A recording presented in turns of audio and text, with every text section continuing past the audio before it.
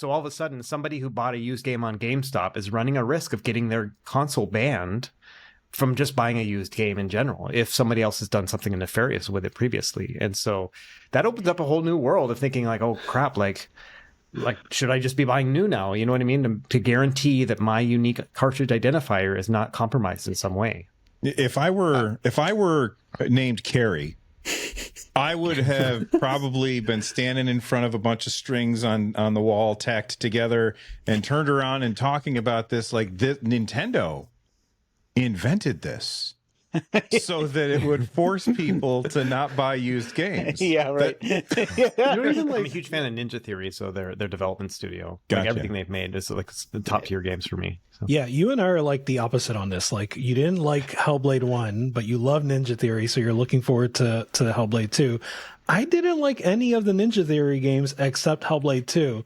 Except Hellblade, and so I'm really looking forward to Hellblade 2. Yeah, I'm a huge collector there. And then on the game front, I'm like, no, dude. I get that he's got to protect his job, right? Like, he's got to make people think that it's worth paying him a salary to, keep Ubisoft Plus or whatever it's called up and running, which I didn't even know they had a service. I was in the article about this quote that the guy had, and then there's like a hyperlink to Ubisoft Plus. I'm like, did someone just like assume this exists and then link to Ubisoft's website? And I'm like, whoa, it's like EA Play. It's like the same thing. I was like, this is crazy.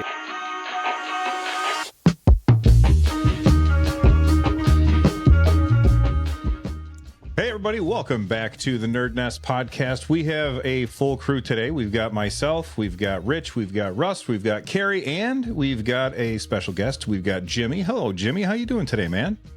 Hey guys, good. How are you? We didn't just talk for like 15 minutes before this. Totally. No, we didn't do that. It's always, whenever you're doing a show, you always have to, like, there is that conceit of, this is where the conversation starts, and there's been a warm up before then. Although a lot of times we just hit the ground running and don't get a chance to really chat beforehand, especially during the live shows. But Jimmy, what have you been up to, man?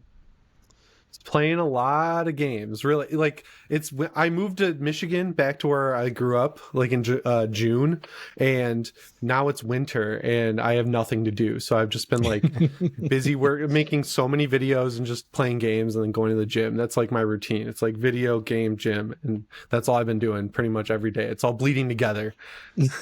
What have you been playing? SnowRunner, which because you can't get enough snow, apparently. Yeah, right. Well, yeah, Make good choices, I like Jimmy. MudRunner, but they improved so much stuff for SnowRunner that I kind of can't go back to MudRunner, so I'm like dealing with the cold weather levels. But they actually have a lot that aren't set in winter for some reason. They just like made it MudRunner 2. I played a ton of it when it came out, but I just got a racing wheel. I got the like Logitech G923 or whatever. They have such bad naming. And then I was like getting so frustrated yesterday playing it because you have to like switch gears a lot to like low gear, first gear, low gear. And so I had the controller next to the racing wheel because I couldn't map it right on the wheel. And then I was like, screw it. So I went to Best Buy and I got the like gear shifter. So I've got like a full dashboard at my desk now. That's how it starts. I've been playing Monster Hunter Rise because I finished Dragon's Dogma and I wanted more of that type of combat. So I was like, oh, I'll go back to Rise. I never finished that on Switch. Sick. And it's awesome on Steam Deck. Yeah, I have about 50 hours on the Switch in Monster Hunter Rise. I think I have 150 hours on the Steam Deck because it's just such an addictive gameplay loop. Yeah. I played the PSP ones and it's like, oh, they like added a bunch of little stuff, but it's like the same game that I was playing in high school. And I'm like really happy about that. I feel like I missed out on all of the earlier ones because I never played it until Monster Hunter Generations Ultimate. Okay. I think because they did a remake on the Switch and I played that and I thought it was really cool, but I didn't get into it.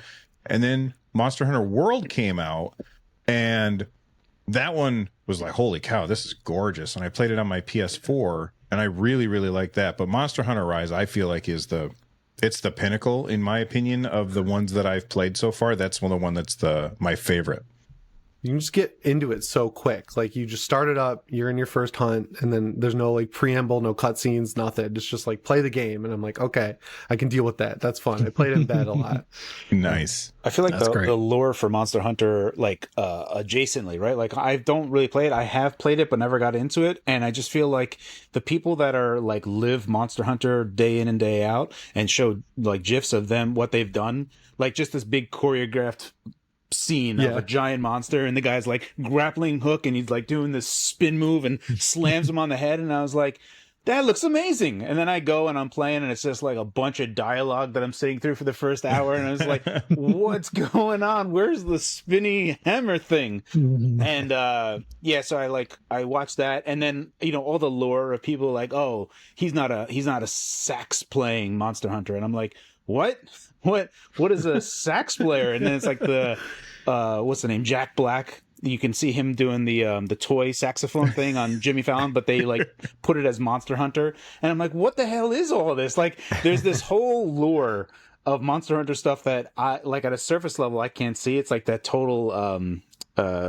glacier, what is it? Oh, the iceberg thing. Yeah, the iceberg. Like Lagoon does. I can see like that, and then there's this whole deepness of Monster Hunter stuff that I just have no clue about. But I feel like there's a lot there that I'm missing.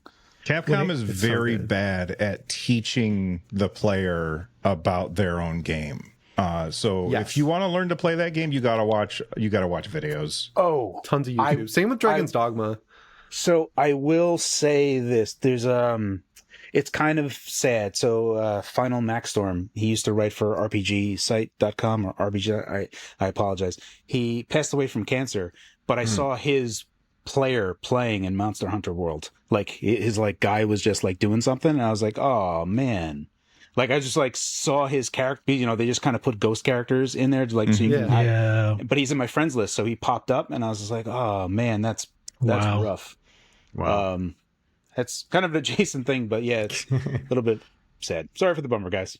That's okay. That's all right. It's good to remember friends. Carrie, what have you been playing? So I have been playing something along the lines like Monster Hunter. I've been playing Pal World, but the Xbox Game Pass version. And from what I've been hearing on Twitter, the Steam version is like 1.0.2.0, and the Game Pass version is 1.0.0.0. So there are like fixes in the Steam version where it's not as janky as the Xbox version, but the Xbox version, like for me when I'm playing it, so I'm 6 hours in, I have a base, well, I moved my base, so I've like technically my second base. It's like level 8 or whatever. I beat the first champion. I have very mixed feelings on this because on a surface level, the game feels like an asset flip with a whole bunch of mixed in things. Like you can like create a glider for yourself, much like the Breath of the Wild glider that everyone started to do. There's like building aspect stuff, so it's like got a bunch of mixed in stuff that they put in there, and then the Pokemon side of it. A lot of people are upset, like the Pokemon Nintendo fan base are real upset with what's going on there. I don't really have strong opinions on that side. The whole like getting them and capturing them with Pokeballs and stuff, or Pal Balls, whatever they call them, it's all like cool enough.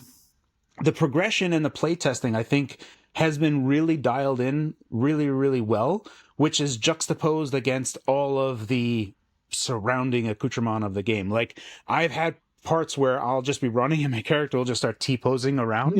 And I'm just like, where did that come from? And then, you go into like you're running and you go up to a mountain face and he'll just like grapple on and start like doing this weird climbing mechanic that doesn't really match the surface of the wall. So inverse kinematics of where the hands placement and stuff doesn't exist. So there's like lots of things that just feel grafted on and non-complete. So it feels half-baked in a lot of places, but the whole playtesting and going through it feels really well done. Like going up to the first local champ, that was a tough battle. That was a real tough battle. I beat it by the skin of my teeth. And I feel like a lot of people got there, or multiplayer and stuff. So I'm of mixed minds on it. I think that overall it has like a lot of neat ideas that feel half-baked, but the general playtesting of the game has been done well enough for like all that other stuff. If it got fixed, would be excellent. But right now it feels like my first Unreal 5 game Like, you know how, like, you know, like the game devs are like, you know, for a person who's never made a game before in their life, there's like, I'm going to make an MMO. So like, all right, I guess go do that. And they just used Unreal Engine, and that's how it feels right now. So did it feel really framey to you? Because I tried it on the Xbox as well, and it felt very stuttery almost. Yeah, so it's really not good. Like, it just feels like all of the stuff of like making the game and optimizing the game was like put on the back burner, and the only thing that they did was progression, play testing, like how that you know, when you're building stuff and how they show it being built, the and gameplay the time loop. Yeah, the gameplay loops are all well designed enough that they keep you going to the next carrot, right? So that part is done well. And like they put like a level 35 Pokemon monster that you cannot fight, but it's just like, try it and die and see what happens. But it's like, you know, kind of like From Software type of like, you make a left turn and, you know, you're going to get your ass handed to you. So it kind of has this thing where it's very clearly defined in terms of how the RPG scope of it works, and how very, very clear that whole scope is. But man, if it just, like using the glider, for instance, like I'll climb up an entire rock wall and I'll be at like half stamina, but I'll like jump and use my glider, and like 2 seconds later I'm out of stamina. I'm just like, how does that? It doesn't like that glider barely helps me. The only thing that glider does is like stop fall damage and not actually glide. Okay. What were you going to say, Rich? No, it just sounds like, you know, what Carrie's describing is they nailed the gameplay loop, but the production or like the polish is missing. It's done. Thankfully, like hopefully that's something that they can fix over time. Whereas, you know, you get the gameplay loop wrong, it's a little harder to fix that after release. Is this an early access release? Is it called early access? So yeah, on Xbox it is early preview, so like it has that to kind of save it, I guess. Yeah. But man, it's hard to recommend right now, and it's super controversial for some reason right now, like awfully controversial. Well, there's a lot there, right, in the discourse that we're not going to be able to cover here. So first of all, it is, I also, you said it's on early access on Xbox. It is also early access on Steam. I just checked. But yeah, so like the CEO of the studio has made comments about generative AI, like in favor of them. And so like, you know, it's not just, is it derivative of Pokemon, but also like, did they use generative AI to make these designs? And so people have at this point just claimed that they have, where that hasn't been proven. And then there's also I saw that, like, where people were just like stating that as fact all weekend. Right. To the point where I was like, oh, well, that's pretty weird. And then you read into it and no one can really prove it at all. Yes. And like people have been scrutinizing it. Yes. It's like, yeah, if they are, that sucks. But like, feels like everyone's trying to find a reason to take it down on Twitter at least. Yeah. Yeah. And that's interesting too, right? Like, because we may like this may just be like the first sign of things to come. This may be the horse armor, right, of generative AI, because whether or not they are using it, I think what you just said, you can't prove it. That might be indicative of like things to come, right? Like even games that do clearly use generative AI, we may never be able to prove whether they do or don't, and that just is going to be a problem. So the one thing that I would say that I don't think that any of the, like, I think that the characters are heavily inspired by Pokemon. Yeah. Easily. Like, there's lots of stuff, but there are very custom animations that they do. For instance, when you have a base, there's a forge that you need to do to, you know, make other garbage, to build other garbage, you know, as you would in these games. But you need a flame-based PAL to actually ignite it. So you have to like put that person into the base, like make him work on that base. And then like I had like a little mini dragon guy, and he would come like wander over and then just start blowing fire into it. And it doesn't look generative AI like when he's doing that whole bit. You know what I mean? Like it's not like if they use generative AI to like make the base model and then did all of the hand animation afterwards, okay. But there's definitely work that's been done here that's outside the scope of what generative AI can do. Yeah, I would bet it wasn't even that, right? Like I would bet it's more like concept art, not even a Right. 3D model. Like they probably, if they did, they used it for concept art. And then to your point, they had to model all of that, they had to rig all of that, they had to animate all of that. And I'm not here defending Power World. I have my own problems with the CEO's comments in general, but it does seem like people were pretty quick to just react rather than look into any of it. They were just reacting to what they found to be a problem. Yeah, I mean, at the surface level, for it to be as successful as it is, at like a core, like my gut says it should not be as successful as it is. After playing it, right? I'm like, this game doesn't deserve the success it's getting. That is my base feeling, and that is, and I know, like a lot of my negative sentiments come from that.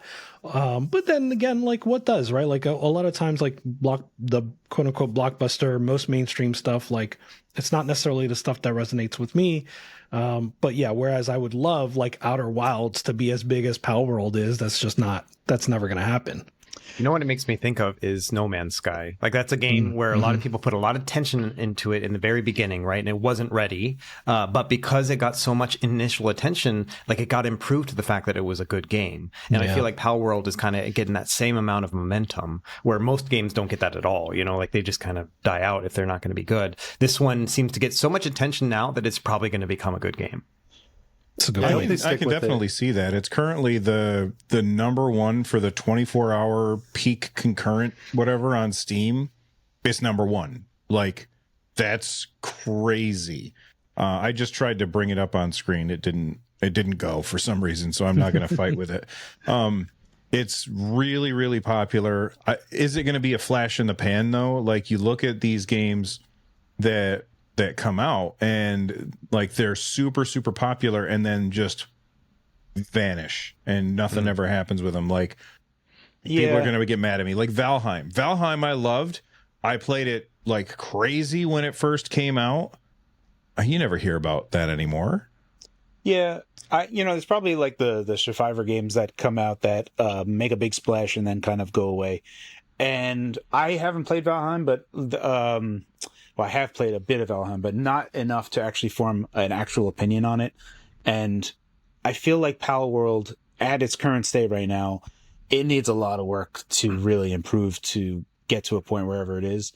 And I say this only from the part, and I'll kind of wrap this up, but I hate grinding in games, and a lot of this is a lot of just a big old grind fest and like making your base, getting other stuff to help make your base, getting materials, like mining materials to do other stuff. So it just has this whole grinding loop in there that at first I was okay with because like they are accelerating that because you can put down like stone quarries and like lumber mills and have your pals mine that stuff for you, which I feel like is necessary in these types of games, because if I had to do it all myself, which No Man's Sky did initially, but thankfully in No Man's Sky, I don't know if you guys know this, in the option setting, accessibilities or whatever, or difficulty, you can actually turn off resource management of all kinds. So you can just like skip getting resources in No Man's Sky and just enjoy going out into space and building without any limits, which I feel like has made No Man's Sky much better for me to play. So I don't know. I think that's what kind of happens with these things is you just have that niche of people that just love grinding for whatever reason. And just like, I'm going to spend 8 hours today mining stuff to like build another section of my fortress. I don't know. There's an appeal to it that doesn't appeal to me, but I think appeals to like a select few. And it's probably just going through its own hype cycle. Yeah. Well, speaking of hype cycles, last week I mentioned Prince of Persia, and Rich, you've been playing Prince of Persia. Like we had a whole conversation about whether or not it was worth the money. Did you buy it or are you just playing the demo? I bought it and I'm playing the emulator version on Steam Deck. And I think, Russ, you're basically doing the same thing, but I'm guessing you're not playing on Steam Deck. Did you play on Ally or what are you playing? I'm playing on the Odin 2 right now Nice. because Odin 2 has a 1080p screen and it runs well. You can play it docked. So I'm playing it in 1080p on a little handheld. So it's amazing. Yeah. I'm going to say, I paid the $60, not the $50. I paid the $60 to get the 3-day early version, which I don't recommend doing. It's not, but I did it and it was worth it to me. It's worth the $60. It is. So I think it's like a 20-hour game. I have about 5-6 hours in. I'm about 20% in. So in terms of like when you select your save, it says 20%. So it's chunky. And it's a really good Metroidvania. Like the skills are good. The combat system is excellent. You can get really creative with the different combos where you can like keep a person in air. And then there are other like enemy types that you can't launch into the air, or it's much harder to launch into the air. So they just did everything right? Like they have varied enemy design, lots of different like areas to explore, and it just nails that like Metroid exploration. It's just a lovely game. Yeah, I'd add too that like they do a really good job in just the first, the length of it. I think it just feels a little bit overwhelming, but there are so many checks and balances in place to improve that experience. So for example, you have the ability to save like a screenshot of various areas. Be like, I'm stuck in this area. I know that I need another skill to get to it. You can make a screenshot and it'll save it in your map.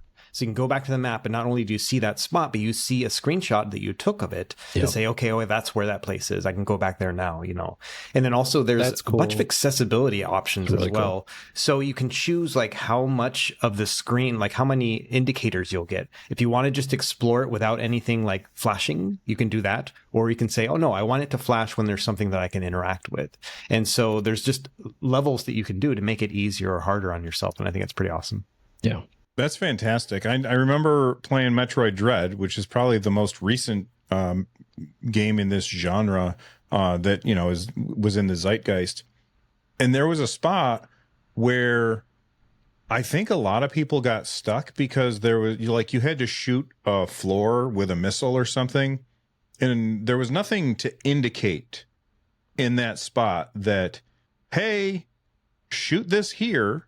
I don't think I got stuck there. I think I probably ended up shooting it by accident or something. So I never ran into that brick wall, but I heard a lot of people like they get to a point and they were just like, I don't know where to go. I don't know what to do. And the idea that you can put in those extra assists to say, hey, you walked past this thing 8 times, maybe try this. I think that's a good thing. Yeah. The only complaint I have about the game is that because the maps are just so broad and there's so many things to do, there are points where you're at a crossroad, you have to go left or right or whatever, and you go left and it just keeps, you always think to yourself, okay, I'll go one way, and then if it's a dead end, then I'm good, right? I'll go to the next way. And then often, like, what I found is that both ways will have a lot to show for it. And so then I start getting this, like, I don't know, feeling a dread or something. I'm like, oh, am I going the right way? Am I doing this right? And so it gave me a little bit too much freedom, in just some certain ways where I was like, I want it to only be able to, like, I want to only go in one way until the game unlocks the other ways kind of thing. And it feels like there's a little bit too much freedom for me in that regard. Like there's just a little bit too much, but it's a really small complaint. It's a really fun game. So they're really jumping on that idea really quick, Russ, is there's when achievements really started to find their path. I feel like a lot of games in like the 360 PS3 era had this thing where you had 100% item collectability, and you would be almost have this idea, you'd walk down some stairs, you'd be like, let me just see what's underneath that flight of stairs. And it's just I got to see if there was something there. Yeah. And whenever you make a turn, the fear that I have is, am I going the right way? If I am going the right way, did I miss something by going this way? And should I head back that other way? So I feel like along your same lines, I wish that game devs, especially in a Metroidvania, that they don't let you travel down a path too long without having an item that you do not yet have yet, stopping you from progressing. Right. I wish that they did that a little bit. I understand that that's hard to do in, map making and how you're going to traverse everywhere. But yeah, I have that same guttural, oh no, am I doing the right thing right now? Yeah. I think the game that I played that reminds me the most of the best way to do it was actually Shadow Complex. That's one of my favorite Metroidvania games. If you guys ever played that on Xbox Live Arcade. Yeah. And I loved that game because it was so linear until it would open up the other parts. And I really like that. I like the open-ended nature. I will say for Prince of Persia specifically, they do have a quest log, and that's helpful too because they give you the main quests and the side quests, and the main quest will tell you oh, you have to go to this area to do this. So kind of basically where you're supposed to be to kind of open up the desired, like the main path, I would say. But I like going on my own, like just journeys and discovering something, and then trying to like sequence break, but it's not really sequence breaking because it's all like intended, but thinking I'm clever and doing something different is pretty fun. I was going to ask you, Russ, which difficulty you pick, because they have a cool, like, they have nice difficulty selections, and I'm guessing I'm going to answer for Russ. He's playing with cheats. Go ahead, Russ. I'm playing the easiest. Well, I don't even know. I just picked the easiest thing, and so I have no idea.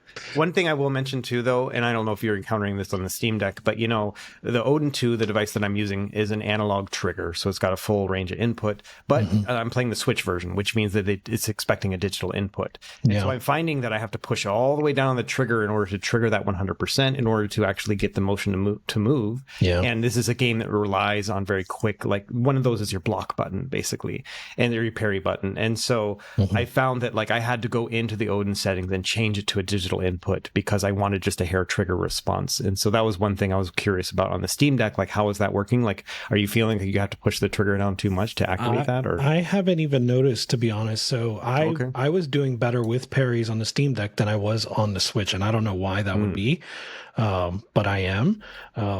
But probably because the triggers are better. Like it's a more comfortable trigger, I think. Yeah, maybe that's possible. But yeah, you can of course go into Steam input settings if you do have that problem on the Steam Deck, and like just do what you said, either make it digital or just change the threshold for the trigger. So you have options with Steam input. Can I interrupt real quick? Do any of you guys have this yet? Russ, did you get this yet? King Kong 3? Yeah, I just unboxed it yesterday. It's pretty good. So I'm finished. I'd been like trying to finish this up for like a few days, but have you tried the analog switch? I have. Yeah. Yeah, that's pretty nifty. So there's like a little switch on the back of here, so it does it does full analog, and then you could just flip the switch, and now it's a digital. Like it's a physical change. Yeah, it's a physical change, and actually operates as such. It's nifty, especially if you're going to be like swapping between, you know, using it on the Switch or PC. It's a solution to a problem that I didn't think was really necessary, but it's cool that they did it, and it goes along with what you were saying. So I was like, yeah, let me just bring this up right now, because that would actually have worked perfectly in this instance. Perfect. Yeah. The DualSense Edge has the same thing where it has like these trigger stops that you can pull, and it'll make it so that it's like, it basically, you pull the trigger and it gets to a certain spot and it just automatically stops and registers your input instantly. So if I'm playing a shooter, I switch it over to that, and so like every single pull is almost like I'm just clicking a mouse button, because it's very instantaneous. And if I'm playing a racing game, then I turn that off and you get all that control. What were you saying, Jimmy? I have it set like that for Monster Hunter because I'm using the bow gun, and it's like single shot. So when you're just spamming the trigger over and over again, it makes your finger tired when you have like the full range. So on the Edge, I have just the right trigger on the like third level, so it's just a tap, and that's such a good feature. That they have that on the Elite controller view too, and I always loved that. So that was like the biggest reason I wanted a DualSense Edge. I was like, oh, they have the trigger pull. That's awesome. Very cool. That's dope. Do we know what the King Kong 3 price is going to be? I don't know. I think it's going to be like $70 or $80, generally around wherever they put it. That's what I anticipate. I don't actually know. Yeah, I will say, as far as like just features go, like this thing's got everything. Like it's just crazy, you know. And the biggest complaint about the original King Kong was the rubbery kind of texture of the controller. This one's a hard plastic, and so I do think it's a lot better. It feels a lot more like an Xbox controller in that regard. That's cool. Yeah, it's sorry for the digression there, but no, yeah, it's really good. It's like I would almost, if you were going to get a Switch Pro controller, I would almost suggest getting this over that, just because it has more features. Switch Pro can, you know, still connect to other platforms over Bluetooth as well, but I just feel like the King Kong 3 controller works and operates as a Switch Pro controller automatically, and is more featureful on PC, especially with its they have this little receiver that does 1,000 hertz on it. I love those. Yeah, which is real nice. The only problem I have with it is that going to like 12 feet, reception isn't very good. I was hoping that is the name of it. I think the name of it's terrible because it's King Kong, which already means like a very big monkey, right? Yeah. And then it's the King Kong 3 Max. Like, why do you need Max? Like, Yeah. just say Isn't it the King 3. Kong Pro 3 Max? Oh, I don't even know. jeez. Probably. No, Like it's got a lot of. Terrible. It's like Right. the new Nintendo 3DS XL Lite. Right.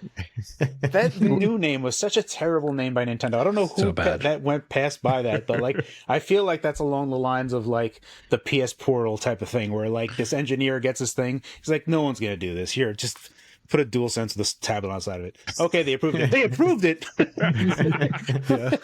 We put new in the front of it. Why would they approve that? Why'd you do that? Because it matched new Super Mario Brothers. Yeah, I know. It's Yeah. just like new 3DS. Like, okay, like With the little rainbow around it. It's like, Right. Yeah. Yeah. Right. Yeah. new. Well, you know, we can pick on them all we want, but that thing succeeded very, very well. So I love that think thing. Yeah. I think they did okay. I got the Metroid. All right, Samus let's move Returns on. one. Oh, I'm sorry, Jimmy. What were you saying? Oh, I got the Metroid 2 one. When they remade Metroid Samus Returns, I was like, I gotta get a Metroid custom edition. That's the only special edition 3DS I bought. So I had I was rocking like a old XL, and then I was like, I need the Metroid one. So I got that right at the end of the life cycle. I have so Yeah. many special edition 3DSs. I have I know there's so like people many. buy so many of them. It was terrible. I have so many. That does look nice. I've never seen the Metroid one, but it looks really nice. You can Yeah, throw I'm it gonna on hang on screen to if you that. want, Rich. All right. Let's do it. Because I want to see what it looks like too. I will say that I did not buy that because the Switch had come out and I was like, "Pff, I'm done with you." It was like basically I got the Buzz Lightyear and Woody. That is you sick. know, I put Woody aside. Wow, that thing looks really cool. Nice. That is Right? The gold back. I was like, yeah, it was the same situation. I was playing Super Metroid on the 3DS at the time too. So I was like, I'll get like at least 2 games out of this. And yeah, I still go back to the 3DS because it's a good way to play the old Pokemon games still. And there's like better support for the like virtual console because it exists on the 3DS and it's not just waiting for Nintendo to put, the game you want to play on the online service. Yeah, audio listeners, I'll put a link in the show notes so that you can see what this thing looks like because it does look really cool. Hey everybody, this podcast was recorded using Riverside. Riverside is a virtual studio that makes recording and editing your podcasts easier than ever. All you have to do is share a link with your guests. You all sit down, you record. You really don't have to think about anything at all. You just have a conversation. And then afterwards, Riverside automatically edits it into the finished product that you get to see today. So if you are interested in podcasting or trying out something like this, then make sure that you check out the link down below. Let's get on with the show. All right, let's jump into the news. And boy, Ubisoft stepped in it this week, like big time. Their director of subscriptions, although I have to be honest, like what do we expect their director of subscriptions to say? But he basically said, look, people got used to not owning CDs anymore. People got used to not owning DVDs anymore. People just need to get used to not owning games anymore, and their lives will be better, is essentially the argument that the director of subscriptions was making. Jimmy, what do you think about this? You're a Oh my collector, God. right? Like you collect. Yeah, I mean, like, it's like a split anger for me because when he's talking about DVDs, it's like, no, dude, like, I buy a lot of 4K Blu-rays just because they started re-releasing new scans, like new full scans of the film for like, they did all the Halloween movies up to Resurrection. So I was like, I had to get that. And like every movie now it comes out and then you can use this service called Movies Anywhere where you link up like Amazon, Apple, like all of them basically, like Vudu. And once you get a code from the Blu-ray, it unlocks it on all of them. So even if I don't want to get the disc out, I'll have it on the Apple TV app, and that's like really good streaming. So yeah, I'm a huge collector there. And then on the game front, I'm like, no, dude. I get that he's got to protect his job, right? Like he's got to make people think that it's worth paying him a salary to, you know, keep Ubisoft Plus or whatever it's called up and running, which I didn't even know they had a service. I was in the article about this like quote that the guy had, and then there's like a hyperlink to Ubisoft Plus. I'm like, did someone just like assume this exists and then link to Ubisoft's website? And I'm like, whoa, it's like EA Play. It's like the same thing. I was like, this is crazy. I just don't. They go so hard on the live service and, you know, making sure everything's a subscription, the always online. That's I like when they put out games like Prince of Persia or Assassin's Creed, the new one, Mirage, where it's like, oh, this is just a game, and that they're like, we're giving this for our retro players. It's like, oh my god, yeah, it's just so tone deaf to me. Specifically with movies, though, that always bugs me. And then I had to go to Best Buy the other day, and I saw them literally tearing down the 4K Blu-ray shelf, and I was like, oh no. And then I looked it up, and they're getting rid of movies at Best Buy. So I'm just gonna have to keep getting them on Amazon, I guess. But yeah, that bugs me. And then Game in the UK is no longer going to be selling used games as well. Right. And then Walmart is getting rid of Xbox boxed games. So on Monday, I don't know when this comes out, but on Monday I saw that if you get lucky, you can get a copy of Starfield for 3 cents. Jeez. If they'll sell it. I'm gonna try. It's like they're damaging worth it every out. penny. Yeah, might as well it's try. definitely worth 3 pennies. Yeah. Easy. The like computer shouldn't let you, but you know, like Walmart's system is like half broken, so like it works for a lot of people. That's wild. You know what's crazy though is that like what we're like kind of barreling towards is not like an ideal situation. It's like an apocalypse to me. Like I was at home with my parents in Washington State, and when we just wanted to watch a Christmas movie or whatever, like having to go through all the various subscription services to try to find which one had that movie or whatever, like we spent more time searching for the movies than we did watching the movies. And if we get to that point with games, you know, between all the different streaming services, that is not a world I want to live in. That's crazy. So that's why I have a Plex server, is because I don't want to have to deal with like where are I gotta these set games one of those up, dude. Like I'm at that point. So there's actually some interesting stuff on there. So there's 2 things that we have to talk about there is how there's a bubble of CEOs who congregate and talk about things amongst themselves, and they just go barrel-assing down whatever road they all choose to go down, because it seems like every one of these companies, you look at NFTs, they all collectively made that mistake terribly. And they're just all just doing this type of thing. But along that same line of like streaming service has made watching TV absolutely atrocious. And it goes in line with, I didn't realize this, but so Apple TV, which I don't use, but my brother uses, one of the features that I have is that you could just like talk into the stupid remote and say, you know, whatever you want, because actually typing letters is atrocious on Apple TV. It's like so bad. A whole row that you have to like swipe. The horizontal row. It's just awful. So you're like almost forced to use the mic. It's like by design punishing you if you want to type something in. So one of the nice things about that though is that when you speak and it gets it, is it searches and it drills into the other subscription apps to get you where that is. However, I learned recently that Netflix pulled out of that system.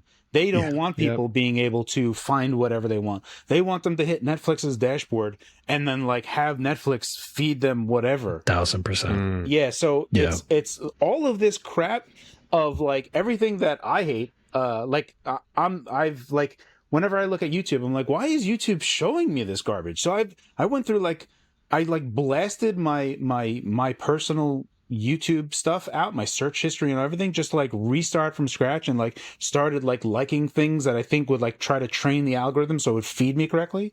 And every now and again it just starts giving me this garbage, and I'm just like, what is this? Why are people engaged in this? And I understand because it's just what they're getting. But all of these systems is like that whole CEO thing of like, no, don't let people make choices. We're going to make the choice for them, and we're going to drive where things go.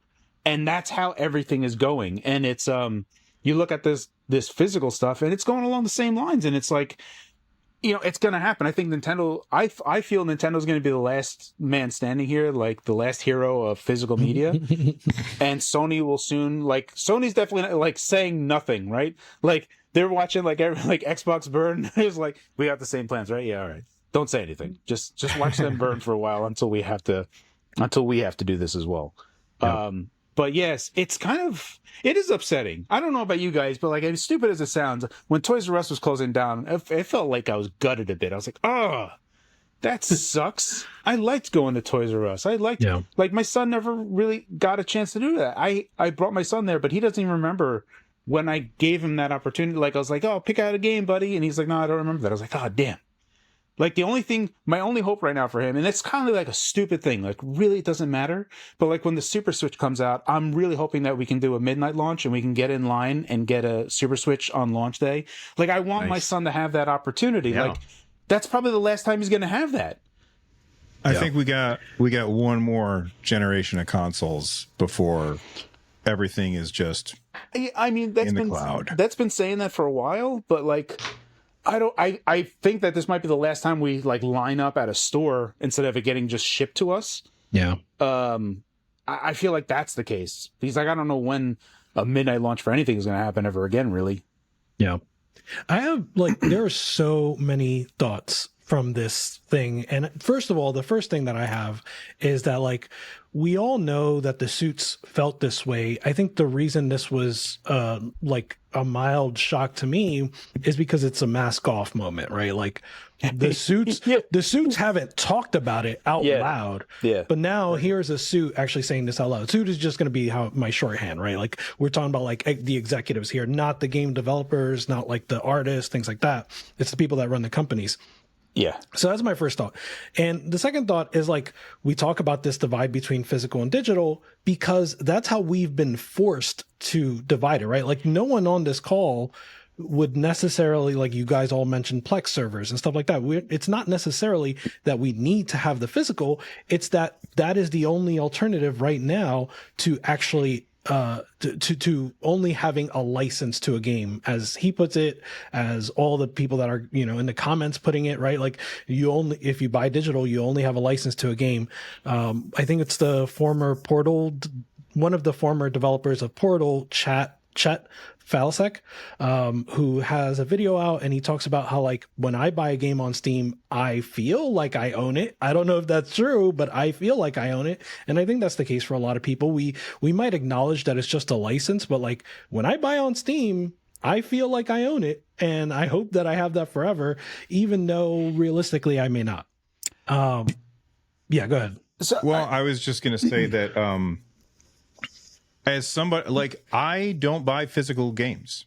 I don't. Right. My Xbox and PlayStation, I have the disc versions of both of them because those were the ones that were available when I was able to find one because they were really hard to find. Mm-hmm. If the Xbox Series X I got because it was more powerful, but the PlayStation, I would have gotten the discless version if that's the one that I could find because I don't care about me having access to physical media.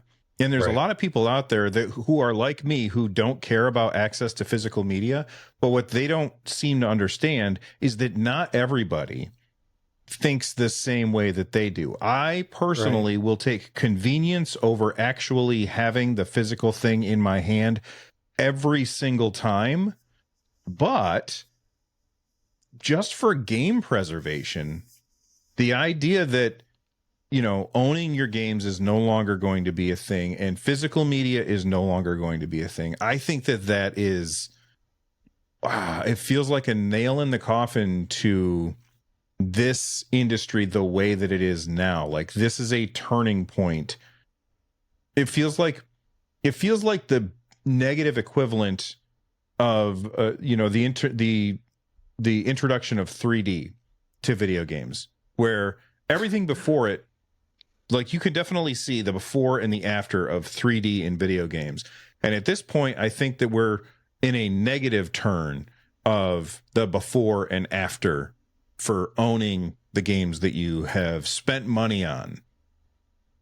Yeah. So, real quick. So there's two thoughts, and I wanted to piggyback on what you were saying, Rich. But one of the reasons I think Microsoft might be accelerating the idea of removing physical media, especially if the game is going to be on Game Pass, is that if you take a look at it, and I've sent this in our own chat stuff, any Game Pass game that is used on GameStop is cheap as dirt.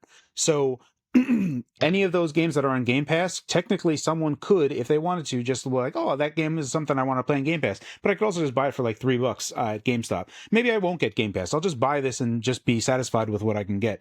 That is a hindrance to people buying Game Pass subscriptions, because now the physical media has replaced the need to get a monthly subscription, even for a short time. And that is a hindrance to them. So that is one thing that I personally always loved about physical media. And one of the reasons why during the PS4, it was amazing, because like 6 months down the line, they would be like, you can get a, like, Horizon was $20 from $60. It went $60 or $20 in like 6 months. It's like, man, if I just wait like half a year, I can get this for $20. If I wait even longer, I'll get it for $10 or $8. I got Uncharted 4 for $8. So it's like, I always liked getting physical media just because the price on physical, for whatever reason, was always cheaper than digital, which makes no sense. So from the CEO's position, I can see how they're losing money because they have to make the physical version of it. They have to allow the reseller to take a little slice of the cake. And they also are going to lose stuff when people are going to resell the game. So it's like a lose-lose-lose situation for any of these companies to produce physical media, because they can't really control pricing all that much whenever it has to go on sale. The used game market disrupts things a lot. So there's lots of things where I can see CEOs that are now driving directors of subscriptions to make an actual role which never existed before. So yeah, this is a mask off moment that we're seeing. We're seeing CEOs making this entire role that never existed before. So you look at that whole physical media and how it relays to subscription, and that's how I have seen it, even though there has, this is all speculation from my part. Yeah, I'll add. So first of all, hasn't existed before, right? It also, he probably, not to any fault of his own and not to anything that he said, he probably won't be in this position much longer. Like I said that on Twitter, yeah, right. And I don't mean any malice. I just mean, who is subscribing to Ubi Plus? I know that at least one person did comment and say that they are subscribed to Ubi Plus, but like Jimmy, you said it, like, nobody knows Ubi Plus. Yeah, like we're tuned in. Like we should know. Yeah. Like, that's a failure of their marketing 100% at that point. Yeah. And like their games are like what Carrie was just saying, their games are cheap really quickly. Like I got the Crew Motorfest on PC when it came out, and for my racing wheel, and I wanted to play it on my PS5 because they do a good job with your progress transferring no matter where you play. I love that. So I just grabbed it on the PlayStation Store a couple months after it came out for $30. I got the like Ultimate Gold Edition or whatever, so all my cars would transfer. And yeah, like I don't know, I'm not a streaming service person. I'd much rather own it, just have it on my shelf. I have a problem with movies where now if I'm going to get something when it's on sale on Amazon, I have to go look at my shelf to make sure I don't already have it because I have too many movies.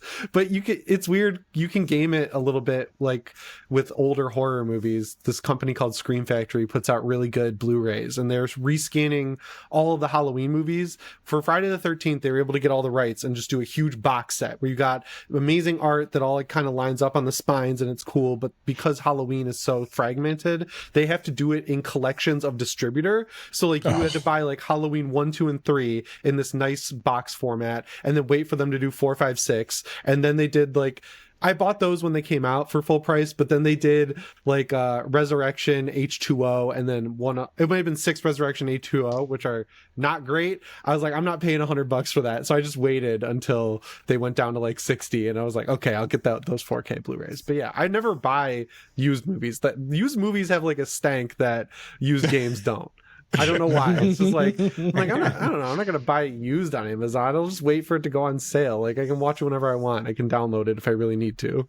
Yeah. Well, speaking of used stuff, Russ, you mentioned that you wanted to talk about this on the show today, the MIG Switch.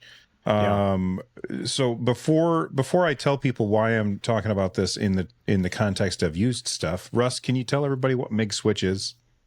Yeah, so MIG Switch is a flash cart for the Switch, basically, and it's very much in early stages. I don't plan on making any videos about it, at least not until the Switch is no longer the contemporary console for Nintendo. Like, I'm going to wait until later, But yeah, the idea is you will be able to put an SD card into this little flash cart, put that into your Nintendo Switch, and then play games on it. And to the point where it's tricking the Switch to think it's the actual game, so you'll be able to play it online and stuff like that. And the thing about it is that it requires a unique identifier for that game. So for that cartridge, basically. So you have to dump your own game and then get all that information. It's not just like a ROM, right? It's all the other metadata, and then load that up and then trick it into basically running it. So the issue and why it comes up with this whole used game thing is because say you did that, say you got a Switch cartridge, you dumped it, you got all that data, you put it on your SD card, now you can play it. Well, you don't need that cartridge anymore, theoretically, so you can now head it over to GameStop and get your money back or whatever, right? But then if somebody else buys that used cartridge, they put it in their Switch just to play it like anybody else. If the other person and you are online at the same time, then both of your accounts could potentially get banned by Nintendo because you're basically gaming the system. So all of a sudden, somebody who bought a used game on GameStop is running a risk of getting their console banned from just buying a used game in general if somebody else has done something nefarious with it previously. And so that opens up a whole new world of thinking like, oh crap, like should I just be buying new now? You know what I mean? To guarantee that my unique cartridge identifier is not compromised in some way. If I were named Carrie, I would have probably been standing in front of a bunch of strings on the wall tacked together and turned around and talking about this like this, Nintendo invented this. So that it would force people to not buy used games. Yeah, right. You don't even that's funny too, because like Nintendo games don't even discount that much. That's a weird thing. Yeah, they have that locked down. Sorry, Jimmy. For me, the part here that gets me is maybe like the whole part of like buying a game, making a copy of it so you can have it on your MIG Switch, and then selling it. That is a way, but I think like GameFly is probably the most value. Oh my god, yeah. That's like the most value. About that. Yeah, that's got to be like I'm the writing most all this value. down. No. Yeah, no, because the problem here is that GameFly also sells their used games when they're done with it. Like when they don't need that many, they start selling those used games. Right. And now that this thing exists, I am no longer like looking, because GameFly used sales have been pretty good, and not for nothing, the used versions are fantastic. Like the original box and whatever comes inside of it are pristine. I've gotten a number of used games from GameFly bought that were great in price. And because it's a Switch, you don't have to worry about the disc being all scratched up. It's a cartridge, so like it's going to work. Yeah, but I mean, but I'm just talking about like the case, like where they store that stuff, like all the accoutrement of the physical part of it is like great. Whereas if you get like a used thing from GameStop, the new tactic that I've been doing from buying used games on GameStop is I buy like 4 versions of it, and then I just make like one good copy and just return all the crap to GameStop. You have to. Yeah, They're so terrible. Smart. They're you get awful. one with like dog bites in them and stuff, like with all the holes through. I'd be like, oh man, because like I used to have to get used games at GameStop in like high school when I had no money, or even a little bit into college, and I'd get like PS3 games left and right. And for some reason, PS3 people were like beating the shit out of their cases. It's crazy. It was so weird. Like they hated their games or something. It'd be like a week after they came out, you could get them for like $50 and then use your like power up rewards credit, so you could get it for like 45 or 40, and then it would already be destroyed. And I'm like, how? Like literally how? I would always be that guy. I'm like, hey, can I just like swap this case for this case, and I'll just move the insert art to this one? And they're just like looking at me. They're like, whatever. I'm like, cool, thanks. You could just this one's really trash. I would be that guy. So not for nothing, but that was always there. But now it's going to be a thought in my mind, like, did someone use the MIG Switch copier to like get all, like the serial for this, which is unique identifier for that particular part. It's a worry. And through like no fault of what Nintendo's going to be doing, they're just going to be, I'm sure they're just going to be blasting things because, you know, Nintendo, that's how Nintendo rolls. They're not going to like look at this as like, you know, like, well, let's be empathetic. It might be someone that bought these ones. It's just like, ban them all. It's just like, kaboom, kabang. Like, you know, I don't, this is probably going to be a bloodbath. Theoretically, isn't that though a disincentive, right? For the, like, if I'm the dirty pirate that is gonna copy from my MIG Switch and then sell it, doesn't that make me want to not sell it in the event that like I too will get banned? Right. If I'm That's the thing informed is enough. the Wolf will get banned. Yeah, right. So, so the one caveat here of the MIG Switch that I think is like, if you go back to like the 90s when copying games used to be a thing, the legit wording that always would be there was like, play backups of your games. Yeah. And that was always like backing up your own game is totally legal because you own it and you're just making a backup. And that's how they'd always frame it. Not like they would not play copy. They would never have the word copy in the advertisement. And I feel like the MIG Switch is very much in a way you would only really want to make backups of your own stuff there anyway. So in a certain realm, I don't think that there's a lot of people that should actually be complaining about this if you look at it through the lens of someone that is looking to legitimately back up their own stuff, which is what everyone says that they're doing anyway. I mean, backing them up in the event that the like Switch cartridge stops working, because like if it takes an SD card, wouldn't not? Is it literally just for convenience to have all of the games on your Switch instead of having to bring the cartridges around with you? Right. Because and the thing is, it's not. Yeah. Oh, sorry. It's not even that go convenient because so say you put 10 games on that SD card, you put it in that cartridge or the flash card and you put it in, you can't, there's no browser interface to choose between your 10 games. You have to put it in, eject it, then put it in again, and it'll cycle down to the next one. So if you want to play the 10th game in your list, you've got to eject it 10 times to get to the 10th one. So it's not very convenient. Who just don't know that you can also just buy digital games on the Switch or something. Like, Or just, jailbreak yours and then play eventually offline. people are probably just hoping you'll be able to just pirate games and run off of it, right? Like that's what they're crossing their fingers for. Yeah, I think so. Kind of like the analog pocket shipped and it could only play cartridges, and then eventually it got updated and you could put ROMs on there. Right. Yeah, I did that. It's awesome. I played Super Mario World to completion. And Backups it was awesome. of his own games, people. I have Super Mario World. My grandpa gave it to me. I still have it. That was a good game. I haven't watched any of the reviews. Just one last question. It's still not in a place, or I guess emulators aren't in a place yet, where you can take your backup from the MIG Switch and then like play that somehow in an emulator. Is that possible yet? Well, I mean because it dumps your ROM, so you're gonna have your XCI file with the same thing as you. So it is an XCI file. Okay, yeah, but then it has like 3 additional like metadata files that are going to be your I didn't cartridge realize that. identifier Cool. and stuff. Yeah. So it will allow you to dump it, and so if you wanted to dump because right now if you want to dump your game and then play it like on an emulator, you need a jailbroken Switch. This would bypass that. So that would be actually one of the things. Spend $60, get this thing, be able to dump all of your games, and then also be able to use them in an emulator and not have to worry about all the other nefarious things that come with jailbreaking. That for me is a helpful use case, right? Like right. Like there are a lot of people that, for a fact, right? There are a lot of people that will buy the game and then download the ROM so they could play it. Yeah. And I wouldn't say there's a lot of people. I know that you guys do. I just buy the games. I don't bother playing the ROMs because I'll just play on my Switch. But I would say that the number of people who are doing what you do and what Russ does, where you're buying the game and then playing the ROM that you downloaded off the internet because you want to play it on a different device, that is a minuscule number of people. Most people are straight up thieves.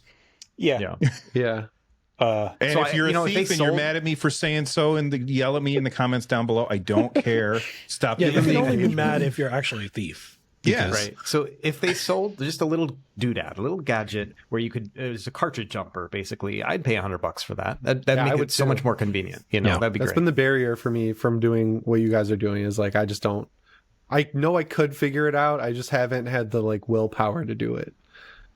Yep. Yeah. Absolutely. Convenience over. Did Carrie just vanish? I'm here. I'm just looking for. He's searching for some random device. He'll grab something. It's right here. It's right here. Wait, let me hand you something there, Rich. Oh, thanks. All right. So like, going along those lines, like I do buy all like the special edition stuff, but I like keeping them unopened. So through that method, like for not having to open it, like complete in box, never open type of stuff, as the collector part of me, that this is like a sickness part of things. I have a lot of unopened Switch games, right? Like a lot of unopened Switch games. So the idea is that I can buy them and then not even have to open them and still just get the ROM is something that I do enjoy. Yeah, the thumbnail for this video includes an unopened version of Assassin's Creed that I never played on my PS4. It's just been sitting on my shelf for years. Don't tell my Just wife. gave up. I just never got around to it. All right, so I personally love the idea that this company is making a way for people to back up their games. There are going to be people who use it for nefarious things, but that doesn't mean it shouldn't exist. I think that this thing does more good than it does harm, because being able to back up your games without having to go out onto less than reputable websites and download stuff that you don't really know is going to happen to your computer, I think that that's great. I'm not going to do it because it's too much work, and I'll just buy the games and play them on my Switch. That sounds fair. All right. Well said. Xbox had their developer direct. So obviously we'll talk about Indiana Jones last. Oh yeah, baby. Let's start off with Hellblade 2. I know that Avowed. I want to start with Avowed. I think that game looks real bad. Okay. I love the idea of it, but the combat looked bad. Did I not? Am I the only one that thought that the combat looked really like loosey goosey? It just didn't feel right when I was watching it. It looked very Elder Scrolls like. Okay. I don't like that pause when the sword connects. Hellblade does it too, where like when the sword hits the person, it doesn't actually go into them because like, it can't like chop people up in this T-rated game or whatever. But like, I don't like that one frame pause where the sword like connects and then stops and then keeps going. That was bugging me. I think this game kind of got cursed for me with its original announcement, like the darker tone it had, and I was like, "Oh, this is cool. This is interesting." And then it's like the second time it shows up, it's this colorful, vibrant world that's very like Oblivion-esque to me.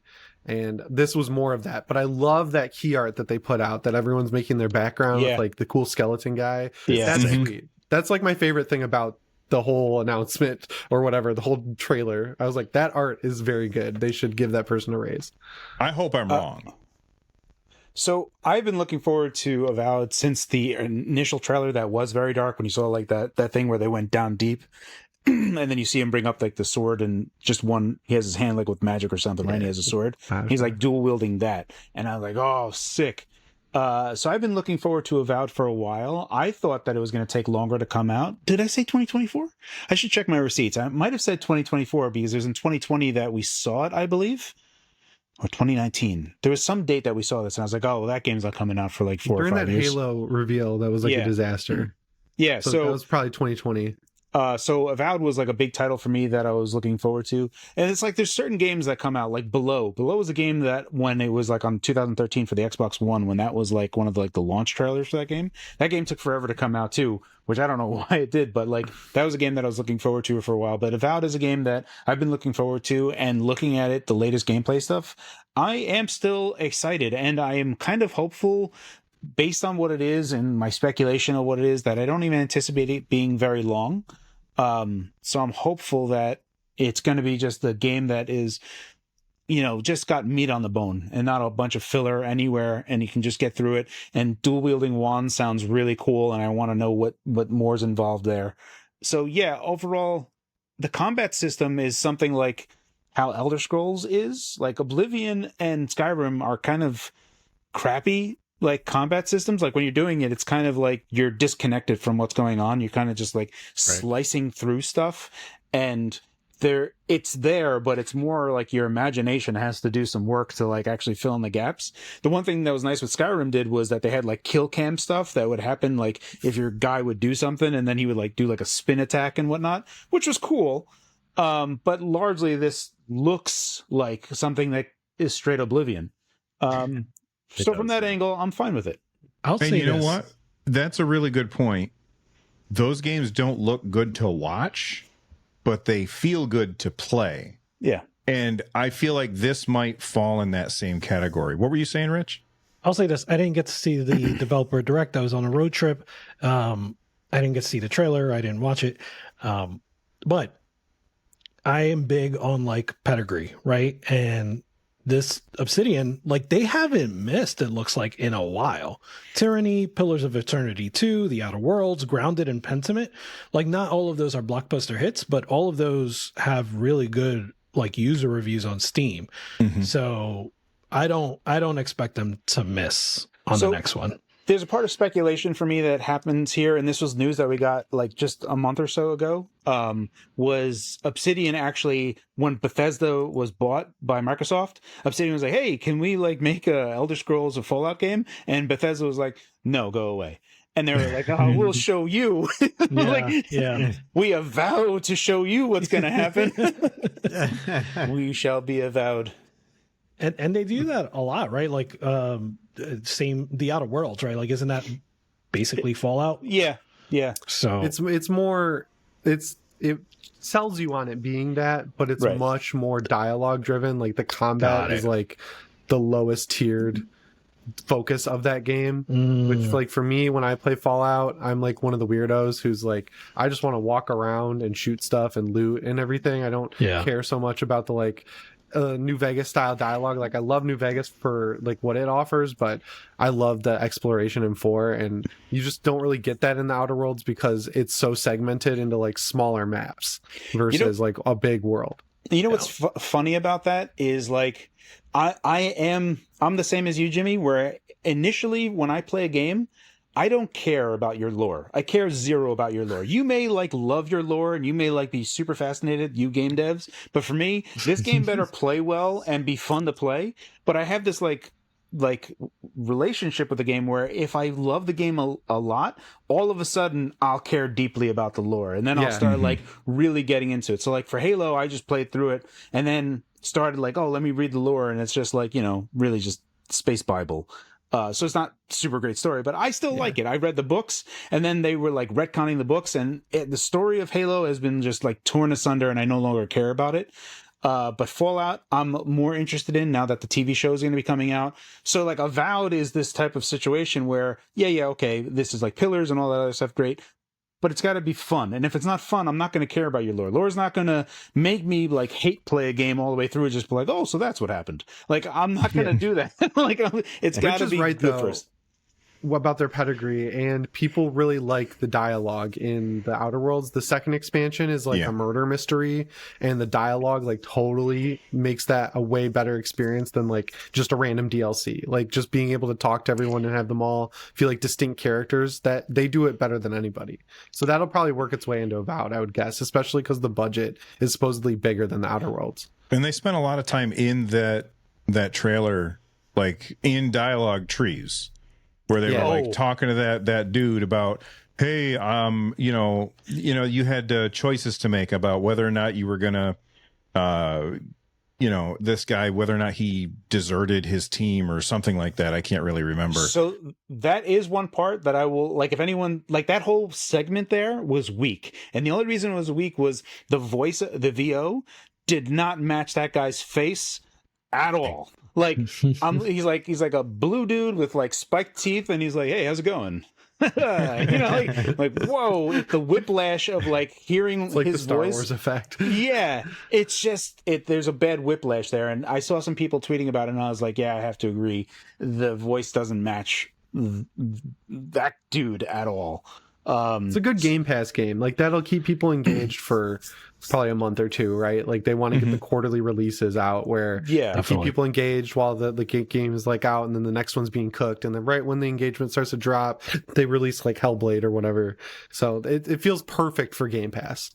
Yeah, and speaking of Hellblade, I know, Russ, you've been really looking forward to Hellblade 2. You've been talking about it. I think I asked you, like, what are you looking forward to? And Hellblade 2 comes up a lot. I never played the first one. Theory, so. Say again?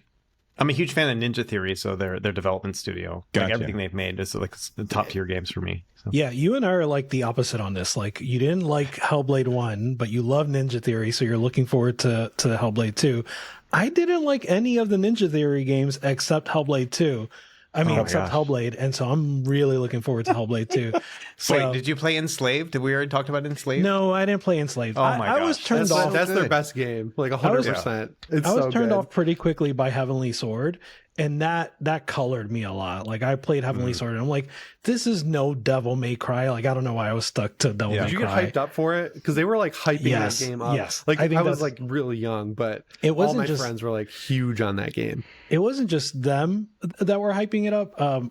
Carrie, I don't know if this happened to you on NeoGAF, but it happened to me on another forum where like all the Sony people were like, they were crazy about Heavenly Sword. They're like, it's so good. And then I finally played it. I'm like, this is not good. It's not good. I don't like this. The first 4 years of the PS3 was really rough. Because they didn't have anything, like they had nothing. So like, hey, there was that old NeoGAF thing, and I always ragged on the PS3. I mean, it was a garbage console, but like the people that were hopeful that it would be good at something was hilarious, and also them defending the DualShock 3 was always a fun little gag. But the part of like Heavenly Sword coming out, I was looking at that game like, that's your hope, guys. Oh boy, that's gonna be bad. I really enjoyed the PS3, but you're right. Those first few years for me were really rough. 6-axis era. Did you ever see on What's that, Jimmy? The 6-axis era. Of, yes, like the right when they 6-axis launched era. it, they were like saving the DualShock 3. Like right when that lawsuit ended and they could do the DualShock 3, that's when they started like really cooking. Yes. The funny like little comic strip that I think was on NeoGAF or originated from there, or at least was posted there heavily, was like you'd see a guy, he'd have like PS3 in his shirt and he'd be talking to a girl and the girl like, ugh, and then the next frame was PS3 has no game. That's funny. Yeah.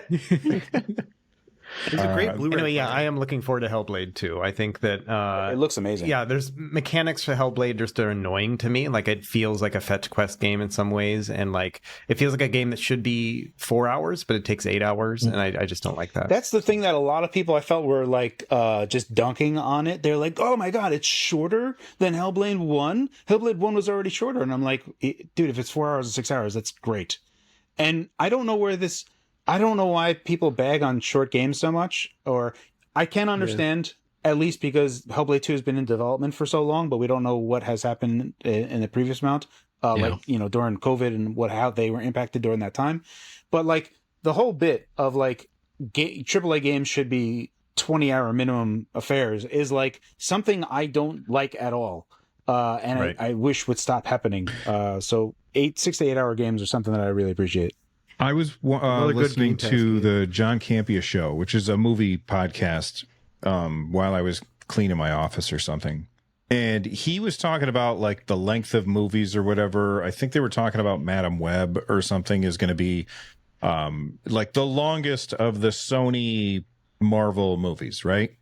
And he said something like, you know, there is no perfect length of a movie. Movies can be long and movies can be short, and you can have a movie that's too long and you can have a movie that's too short, and you can also have movies that are exactly the right length. And I feel like that analogy works for games perfectly. It does. Games need to deliver on whatever it is that they promise, and then shut the hell up and stop trying to pad out with 800 hours of content. That, like, my buddy's always telling me, Bill, you got to play The Witcher 3. It's 300 hours. I'm like, I don't want 300 hours. I don't have time for 300 hours of gameplay. No, thank you. And then he's like, and the DLC is another 200 hours. I'm like, were you not listening? I can't play games like that. I don't have that kind of attention span. Yeah, the part of this that needs to like be like kind of really talked about is when they say 300 hours of gameplay, it's worthwhile gameplay. If it's not like it's just it's going to take you 300 hours to complete this. It's like, well, is all of that like top shelf good stuff?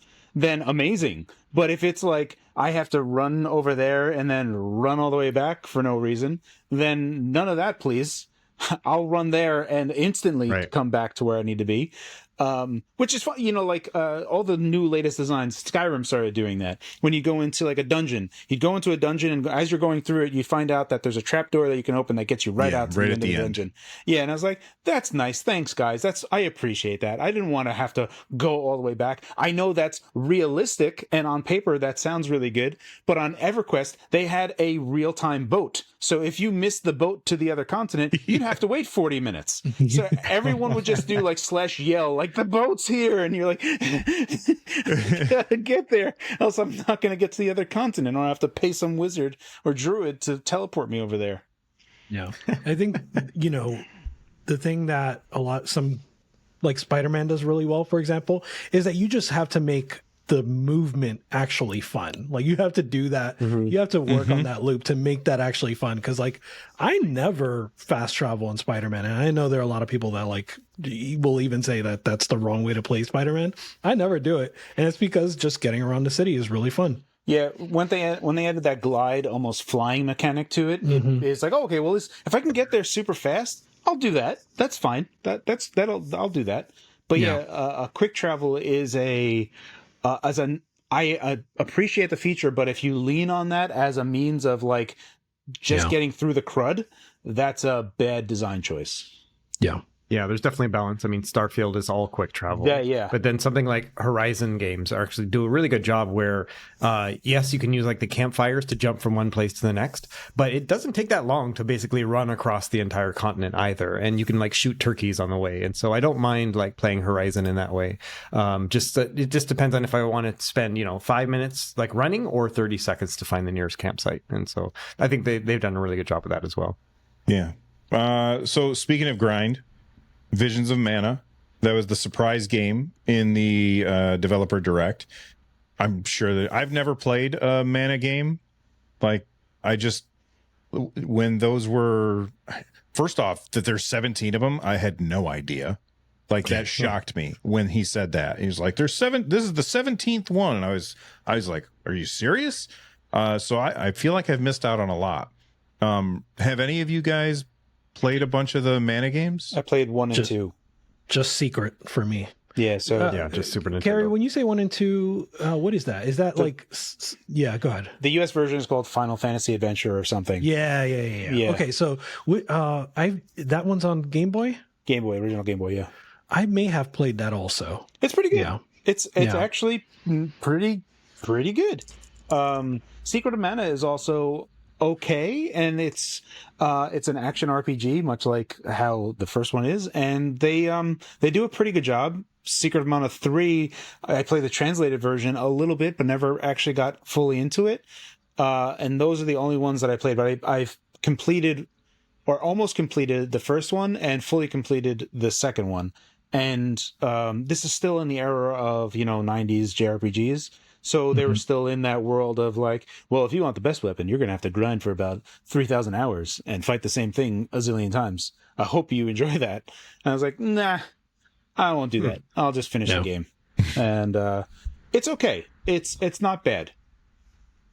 That's fair. I really enjoyed it at the time. I don't know if I would enjoy it now, but I really enjoyed Secret of Mana when it first came out. I played Secret of Mana first through Blockbuster, which is how I played most of the JRPGs that I played. Was I rent them, and then I would have like a bunch of other people's saved games, and I would, like, oh man, whose do I delete? I have to delete someone that doesn't have a lot of progress, and I would go through it. I know a friend of mine that was like, oh, I just delete all of them. I was like, it's just like, how could you? Yeah. Better get a new friend. That guy sounds like a jerk. But I would periodically in Secret of Mana, just because I wouldn't have it long enough to like do anything. And then when I would like play other people's save games, they had like the little the Karate Kid 3 thing, the Japanese drum thing. You have that, and it summons this dragon, and then go to like mode 7 for Super Nintendo. And I was like, man, when do you get this? This is awesome. And I would just keep on playing. Eventually, when I played through the game on one of these like retro handheld things with retro achievements, I finally got it, and I enjoyed it a bunch. There's parts of it that are pretty cool. The main mechanic from part 2 was that there's 3 people that you can kind of swap through, and the AI was pretty bad, and sometimes you'd have to just swap to them just because of they would not figure out how to like travel to you. So you'd have to like untie the knot of that. The first one you're just playing by yourself, and it's largely just like a cool action RPG with loot-esque type of stuff. Everyone has their own aligned sword, crossbow, whip, whatever. And that's all it is. It's kind of I would probably say a simplified action RPG. That's pretty cool. And I think the fact that this is like the 17th, I don't know, that says something, right? Like we went That's surprising to me. because we cared about Secret of Mana. I know that there was a big like underground like care about Seiken Densetsu 3, the sequel to Secret of Mana. Yep. And then there was like a little bit of love for one of those PS1 Mana games, but we haven't heard about Mana since then, really. No. And now all of a sudden Visions of Mana. So I don't know. I hope it's good. If it's good, I'm going to be interested. But as of right now, I'm not terribly interested in this. I think it's not good for that we me. have a jumping in spot. Yeah. You know, like there's been so many games with the word mana in it, and it's got something else like attached to it. Like there's a couple Switch games and stuff, and I'm like, I don't know where to start with any of this stuff. This just seems like it's like, okay, if I want to try a new mana game, this is the one to get. And so I like that idea that they've kind of just simplified the whole platform. They're like, this is the first mainline one in 15 years, so you know, it makes it less intimidating, if anything. Yeah. Yeah. And Jimmy, you It's said like it's the not Monster free. Hunter games. Like, I don't know what Monster Hunter game to play with. They got all these, whatever, Yeah. Rise, That's World, like Rise. XYZ. Yeah. Rise is the easy one to get into. Okay. See, I didn't even know that. Yeah. So if Visions of Mana is the rise of Mana, then I'm here for it. Then it's good. Yeah. There Yeah, probably exactly. is a version called Rise of Mana, and now there's going to be a bunch of confused people out there because of their horrible naming what? structure. Say what Like, you want no, about Richard. Final Fantasy, but at least you know which order they go in. Dude, there is a rise of Mana. That's funny. I was joking. I did not know that there actually was. Okay. Holy crap. Next up on the developer direct, we have Ara History Untold, which is a 4X game, which normally I'm not interested in, but this one has simultaneous turns. So it's not a real-time game, but everybody chooses what they're going to do, and then the game does it. what everybody does at the same time, which is not something that you usually see in these kind of games. I find that super interesting.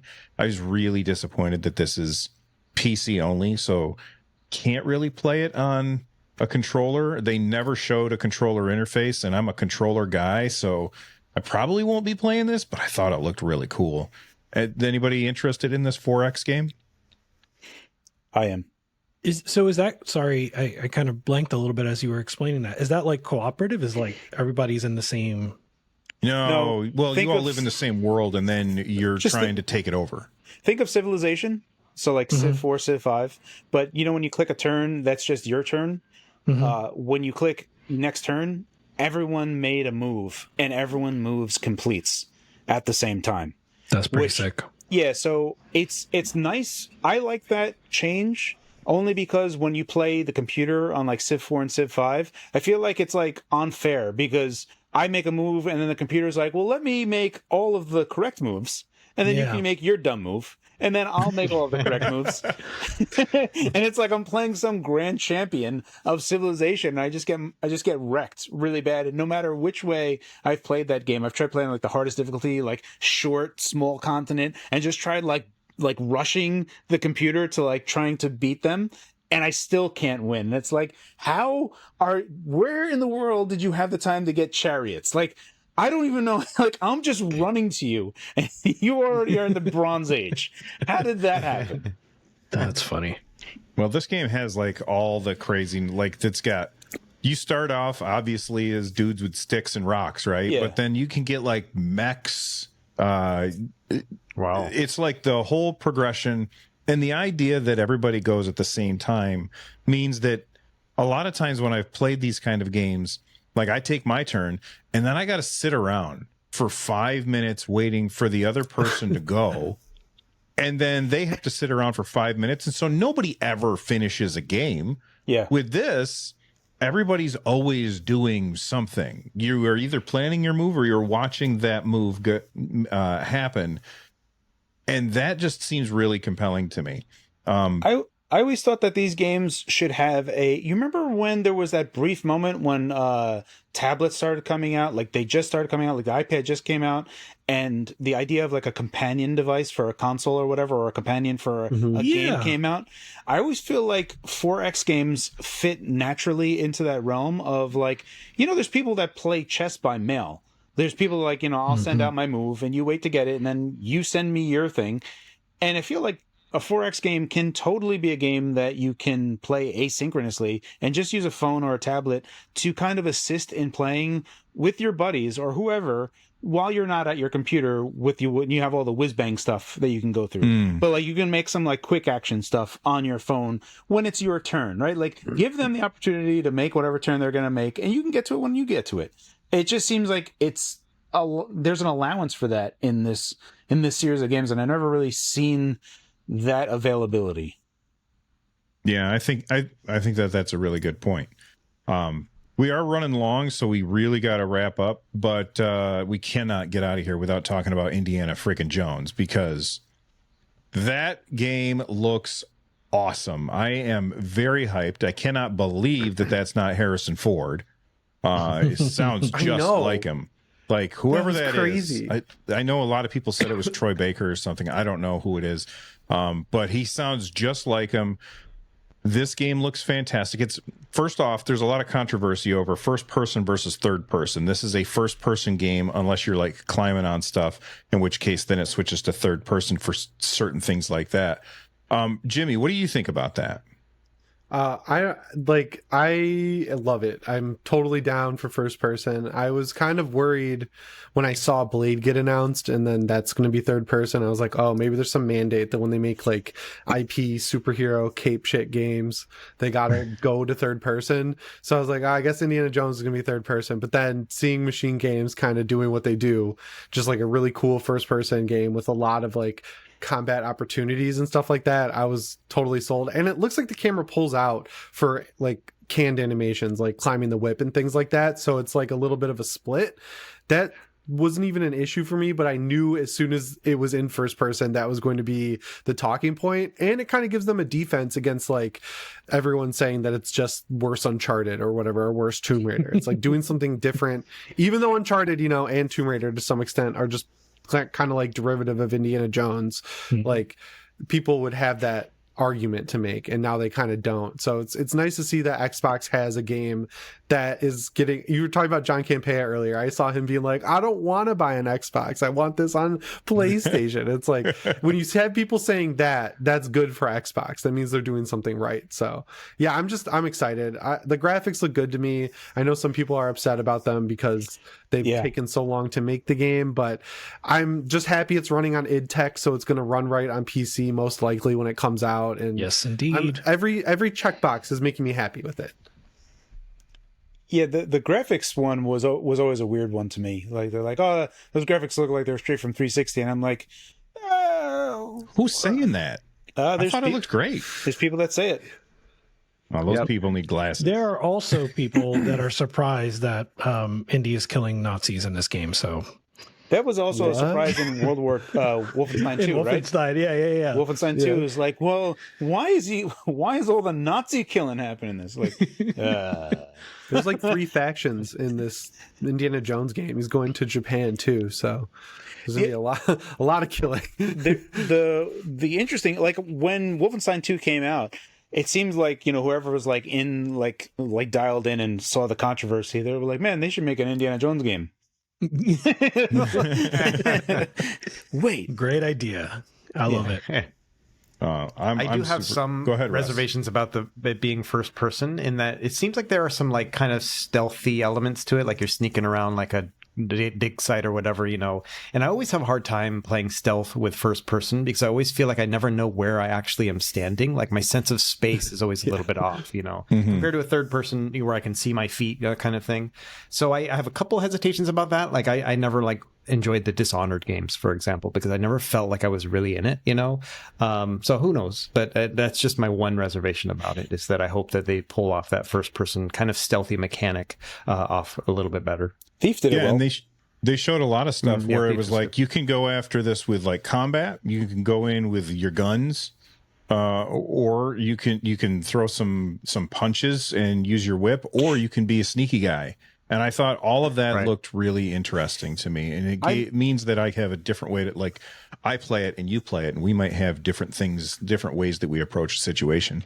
I really enjoyed the whole whip segments and the punching segments, but I liked both of those for different reasons. Like the whip segment, I was like, oh, that's kind of cool. I hope there's like some interesting mechanics around there, like pulling guns away or, just the object manipulation with the whip. And then also the punching. The only reason I like the punching part of it is because Indiana Jones punching is just always over the top hammy, like whoosh, like it is like that sound effect of like when Indy punches someone. The Wilhelm screen. Yeah, that was also in there. Yeah. That was also in there. They're like, yes. So yeah, there's lots of parts of Indiana Jones that it's funny, right? Because you look at Tomb Raider and you look at Uncharted, and all these games are basically using the Indiana Jones formula and just putting that in another game. And we finally have Indiana Jones just doing that. So it's a return to form. Yeah, I'm definitely looking forward to it, and it's coming out this year. I can't remember. They told us the date, didn't they? No, just 2024. Yeah. Oh, okay. They told us the date of the other games, so I just assumed that they had for that one. I think it looks great. I can't wait for it. I think that it's. I think that we've got. Boy, I hope it doesn't fall on its face. That's all I want. I know that there's going to be a lot of weirdos out there that are like, I hope it's bad because they're weirdos. I hope that this game is fantastic, and then I hope that they port it to the PlayStation so John Campea doesn't have to buy an Xbox. But I know that won't happen because, exclusives got exclusive. But anyway, I think that's that what those the games Steam look Deck great. is for. Yeah, you could just play it on the Steam Deck if you don't have an Xbox. You can play it on your computer because all of these games are coming to PC as well. So, and Microsoft has been really good about bringing their games to Steam. So, like we even already have a wish list this game on Steam for Aura History Untold. They don't have one of those for Indiana Jones yet, but there you have it. Well, I'm looking at the Xbox website and it doesn't say it anywhere, but that doesn't mean that it doesn't exist. I just didn't go into Steam to go looking. Yeah, I think I'm checking. The Great Indiana Jones and the Great Circle. Yeah. Okay. It's there. Okay. So there you go. It's going to be on Steam. You're going to be able to play it on your Steam Deck, and I'm looking forward to it. It's going to be really, really fantastic. Man, we had so many other stories to get to in the show notes, and we just can't this week, guys. So, Jimmy, thank you so much for joining us. Tell everybody about what videos do you have coming up soon? I've got a couple in the bank, just like regular news videos, but I bought a Legion Go on Friday, and I've been messing around with that a little bit this weekend, and me and Rich were talking earlier about boomer shooters, and I'm consistently impressed with that handheld as someone who's a diehard Steam Deck guy. And then I got the INEO Slide, and I'm a little less impressed with that. The T-Mobile Sidekick action is cool. It brings me back to middle school, but outside of that, I'm okay, it's another one of these. But yeah, and then on PS Ready, just same old news every 3 times a week, keeping it locked there. And then I just posted on my main channel an update on the Halloween franchise. There's rumors about a sequel to Halloween 4 happening, and there's some leaks around the Miramax cinematic Halloween universe that's coming up, where they're doing a movie and a TV show. So I'm excited about that. And what's that channel? Just my name, Jimmy Champagne. All right. I made that one so long ago. Yeah, I'll leave a link in the description so people can find it. Rich, what have you been working on, man? Or what's coming? Not much. Yeah, so I mentioned, I had a road trip, so I had personal stuff this week. So I haven't had a chance to work on a video. So yeah, I'll be working on stuff this week, and we'll see what comes out next. All right, Carrie, what's next? So I had done a lot of work on the King Kong 3 Max GuiLi-Kit controller. I need to get that done today. I want to have that done tomorrow, but I've just been super busy with my real life job. And there's some other videos that I got to do, especially because I have some stuff coming in. So I've been behind, and I need to do better. We all need to do better at certain things. Don't be down on yourself, man. Russ, Yeah, absolutely. what's new? So I just finished a video on this little guy, the GKD Pixel. It's a nice little device, runs up to PS1. It's kind of like a Mio Mini alternative. It's made out of metal. And so I just finished that video yesterday, and I don't know what I'm going to work on next. I have so many things that I'm just kind of slowly working on.